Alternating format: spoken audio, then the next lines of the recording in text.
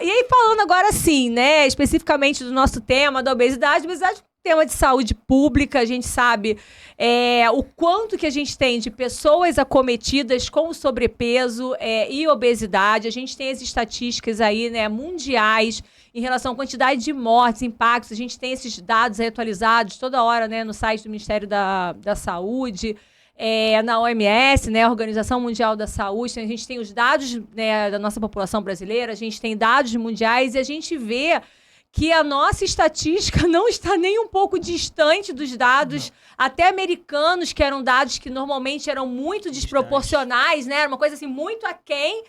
E aí agora a gente está exatamente seguindo aí o mesmo caminho, infelizmente, e ainda associado a isso, com o aumento do sobrepeso e obesidade, ainda o aumento do sedentarismo, né? Que é um grande impacto. E aí, especificamente, nessa parte, assim, de saúde pública, a gente tem alguns posicionamentos em relação a estigma, em relação a tratamento. Então, assim, entra a questão do exercício. Aí eu queria que o Marcos falasse um pouquinho desse teu olhar, né, dos principais órgãos. A gente tem aí a Sociedade de Endocrinologia, de Diabetes, a própria Sociedade, né, de Obesidade. Então, a gente tem muito essa parte endócrina e metabólica, né, que você, inclusive, é parte de alguma delas. Que você falasse um pouquinho, assim, dessa visão geral dessas instituições sobre esse tema que, infelizmente, né, acomete grande parte da nossa população. Eu faço parte também do Instituto Estadual de Diabetes e Endocrinologia, o IED, e lá a gente tem um departamento chamado SOTAN, Serviço de Obesidade, Transtorno Alimentar e Metabólico. Você já trabalha lá há muitos anos. Muitos anos, há mais de 20 anos. E o Marcos foi um dos pioneiros nessa área aqui, né?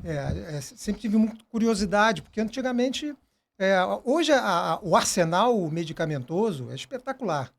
A cada ano, em 2023, vai ter um medicamento novo, além do que já existia anteriormente, né?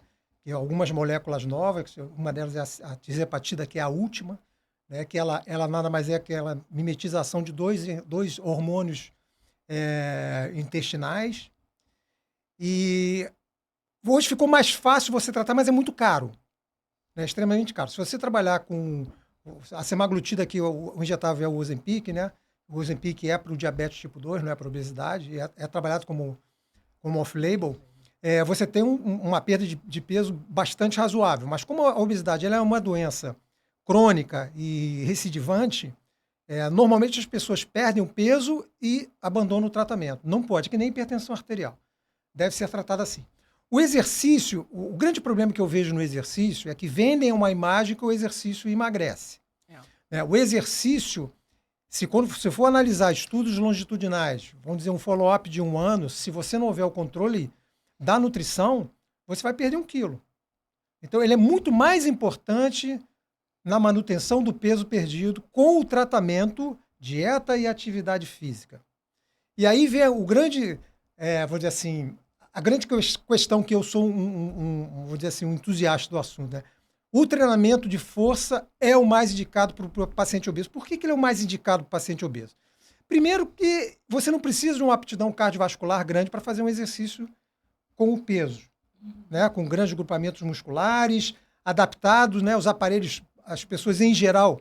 Eu já tratei, por exemplo, paciente com 170 quilos. Ele pode não caber numa mesa adutora e abdutora, uma cadeira adutora e abdutora, mas ele conseguia entrar na maioria dos aparelhos. Eu faço um circuito de peso.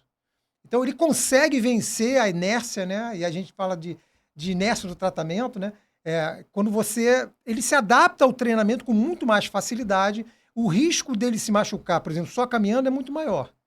Então, você vai preparar os seus ligamentos, as suas articulações, os seus músculos para a atividade a seguir, seria a atividade aeróbica. Se você não tem tempo para fazer exercício físico, ou pouco tempo, dê ênfase ao treinamento de força.